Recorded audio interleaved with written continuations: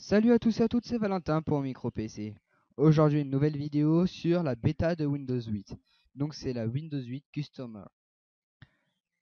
Donc, c'est celle qui est sortie aujourd'hui, la Windows 8 Consumer Preview. Donc, la Windows 8 bêta, entre guillemets, où on va pouvoir enfin découvrir l'interface qu'on va pouvoir retrouver dans la version finale. Donc, une fois que vous l'avez téléchargé, vous l'installez, ça va vraiment très vite. Et ici, nous avons notre interface métro. Donc rien de bien joli, hein. On s'attendait tous à peu près ça. C'est comme sur les Windows Phone. C'est assez choquant en fait, de retrouver euh, l'interface métro qu'on a peut-être l'habitude d'avoir sur un portable ou une interface qu'on a sur une tablette normalement sur un PC. Donc il va falloir qu'on s'habitue. Sachant que maintenant il y a déjà plein de logiciels qui permettent de faire sauter l'interface métro, parce qu'il n'y en a pas beaucoup qui en sont fans. Donc dessus on trouve plein de petites choses. On trouve le store, donc on va télécharger tout plein d'applications. Hop hop hop hop, vous pouvez voir qu'il y en a beaucoup. Enfin beaucoup. C'est que le début, hein, ça va commencer à se remplir un peu. Jeux Xbox Live, nos photos. Donc avec les photos de Facebook, SkyDrive. Donc c'est une nouveauté, hein, ça regroupe toutes nos photos dans nos photos sur les réseaux sociaux, dans nos photos sur Windows, calendrier, contact, messagerie, Internet Explorer. Donc ici, on a cette possibilité là pour aller sur Internet. On verra tout à l'heure qu'il y en a une autre. Bureau. Donc ce qui est assez choquant sur le bureau, on n'a pas de bouton démarrer. Ce petit bouton là qui est tout rond qui nous sert beaucoup. On est un peu perdu au début, je vous l'avoue, j'ai été perdu. La première fois que j'ai démarré ce PC, donc en machine virtuelle, je ne savais pas par où partir. Donc c'est vraiment... On se perd un peu. Donc on retrouve notre, euh, notre Internet 2010 avec nos options normales. Donc on va pouvoir voir que Windows a, a mis leur interface de Office 2010 sur leur bibliothèque, leur explorateur de documents. Donc vous pouvez voir, ça fait comme sur le... Je l'ai pas là. Office 2010. Euh, Voilà, ça fait comme ici avec notre interface. Ça fait exactement pareil sur le Windows 8. Pour revenir à notre interface métro, on appuie sur notre touche Windows. Et puis on retrouve toutes nos applications.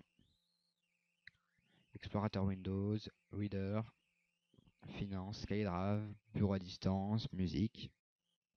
Donc caméra si on a une tablette avec une caméra ou peut-être un PC avec une webcam à tester. Et on s'amusait un peu. On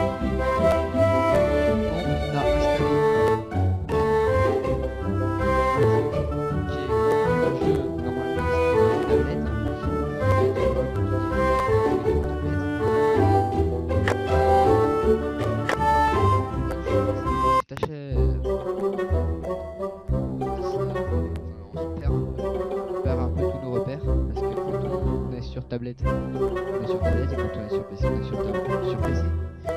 Et là en fait, ça nous enlève tous nos repères. On sait plus trop si on est sur une tablette, sur PC, c'est pas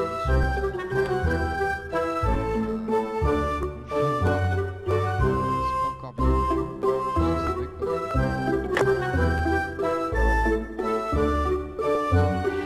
Enfin voilà. Hop, ça marchait tout à l'heure. Hop.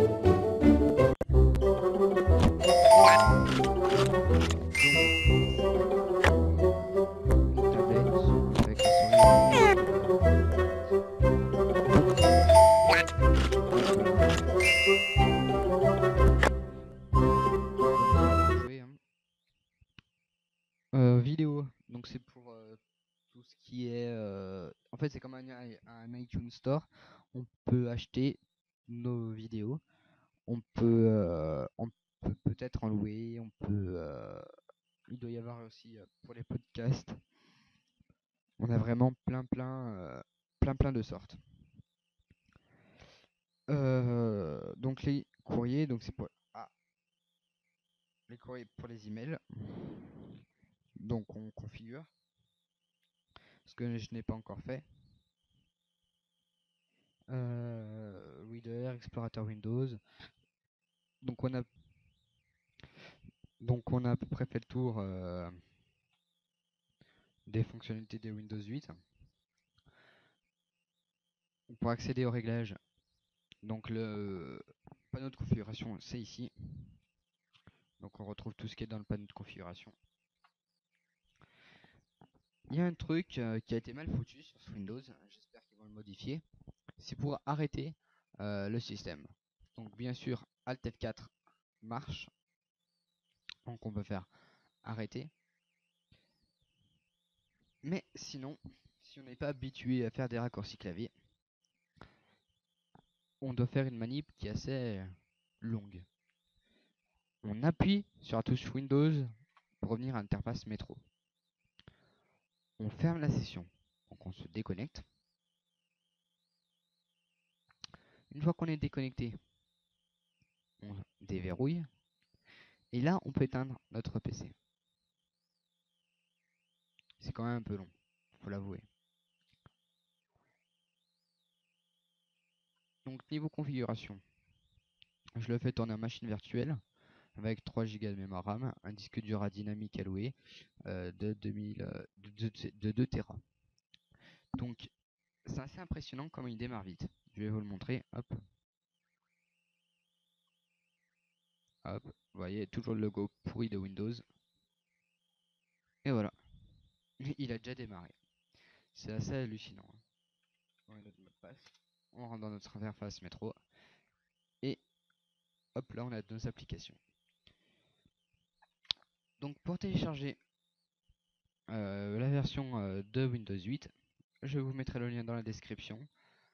C'est ici. On a donc la version 64 bits qui fait 3,3 Go et la version 32 bits qui fait 2,2 Go avec notre clé licence bien sûr.